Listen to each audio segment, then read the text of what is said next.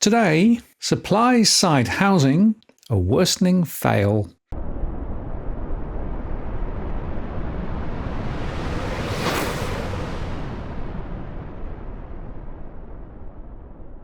Hi again, it's Martin North from Digital Finance Analytics. Welcome to latest posts covering finance and property news. Well, state and federal governments have been marked with a massive fail in their half-hearted attempts to show they are really committed to increasing housing supply.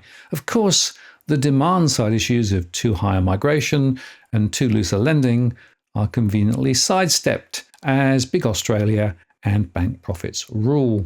But according to a recent AFR piece, the supply of new homes will crash to the lowest level in over a decade by 2026, worsening housing and rental affordability and leaving the federal government far short of its goal to build 1.2 million homes by the middle of 2029. In fact, across capital cities, 79,000 new homes will be finished in 2026. That's a drop of 26% compared with last year due to planning bottlenecks, labour shortages and soaring materials costs. The slumps predicted by industry lobby group the Urban Development Institute of Australia in a new report and will ratchet up house prices and rents, both of which are already at record highs. Based on its forecast, the industry will need to double its capacity and build an eye-watering 300,000 homes between 2026 and 2029 if they're to meet that 1.2 million target. If Australia is facing a housing crisis now, then what it might be facing in a year's time may need a stronger adjective, said Colin Keane, who helped compile the report. Once again, governments fail to see the urgency in ensuring adequate levels of accommodative supply and associated development capacity, he said. Westpac Chief Economist Lucy Ellis said the weakness in building construction had nothing to do with zoning and building approvals, but it was due to a large backlog of properties that had been approved but have yet to be completed. There are a range of issues in the production and costs of producing houses at the moment, including the demand from other parts of the construction sector, Dr. Ellis said. Barrenjoey Chief Economist Joe Masters said the 1.2 million target was aspirational. We will never be able to build that many homes, she said. And clearly at the moment, we still have got blockages in some parts of the construction process, whether that's the cost of input materials or labour or the right skills, or just able to get the job done. And achieving a target of 1.2 million homes will require high rates of apartment construction, Ms. Masters said, and we know that apartments have a long construction and lead time, so the time frame to build in that segment of the market is longer. Federal Housing Minister Julie Collins said the government was working with the states and territories to help meet the, quote, ambitious national target of building 1.2 million homes by July 2029. And she cited a $3 billion new homes bonus, $500 million housing support program, the $10 billion Housing Australia Future Fund, and new incentives to boost the supply of rental housing. The new home bonus is a $15,000 payment that states and territories will receive for every home delivered above the old target of 1 million homes in the hopes of reaching 1.2 million. In Victoria, where the state government aims to build 80,000 homes a year for 10 years, measures are being implemented to speed up the delivery of new housing, including centralising planning decisions and dropping permit requirements for single dwellings and granny flats. In New South Wales, the state government plans to increase density and height limits by up to 30% for developments where 15% of the floor area is set aside for affordable housing. And it's also pushing to boost supply in the inner city with more terraces, semis and walk-up flats. The 2024 State of the Land report showed 106,900 residences were completed in 2023. That's a 9% fall year over year.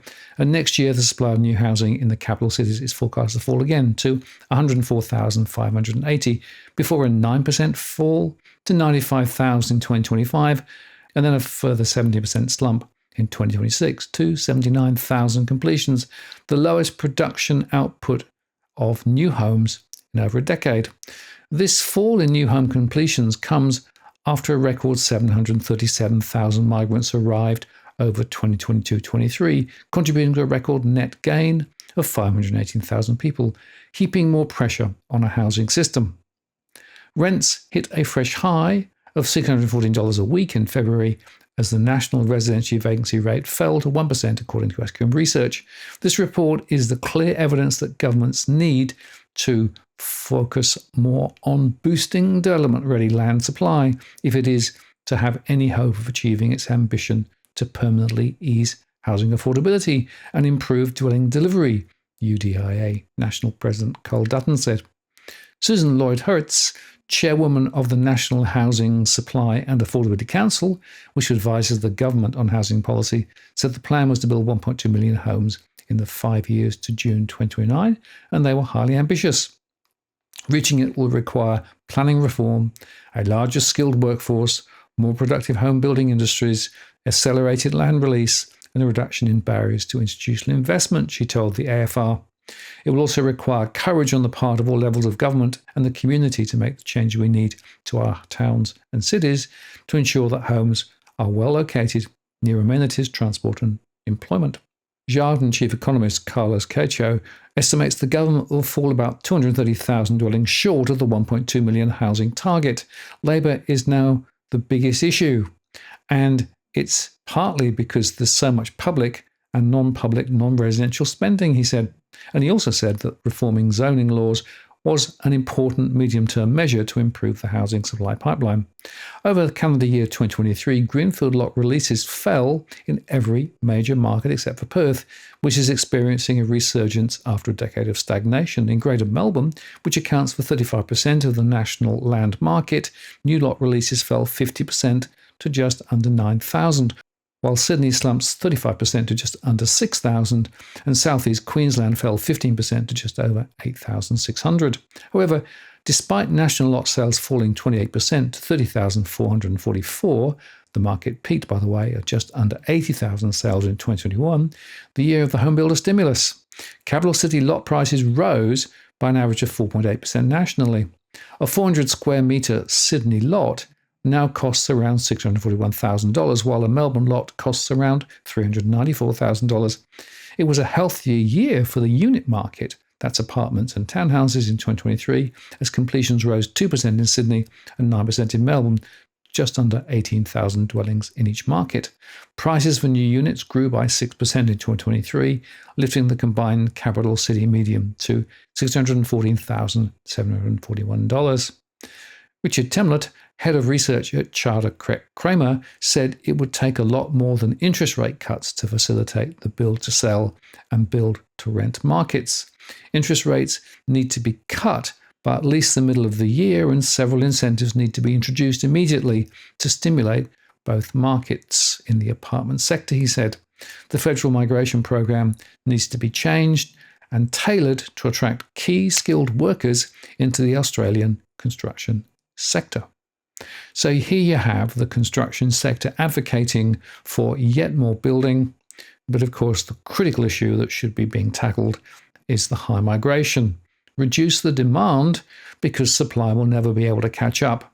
And it's also worth focusing again on the fact that we don't have enough people in the construction sector to meet all the demands, whilst of course governments are also building like mad in the public sector to try and help GDP. So, massive fail, but more importantly, there's no immediate way out.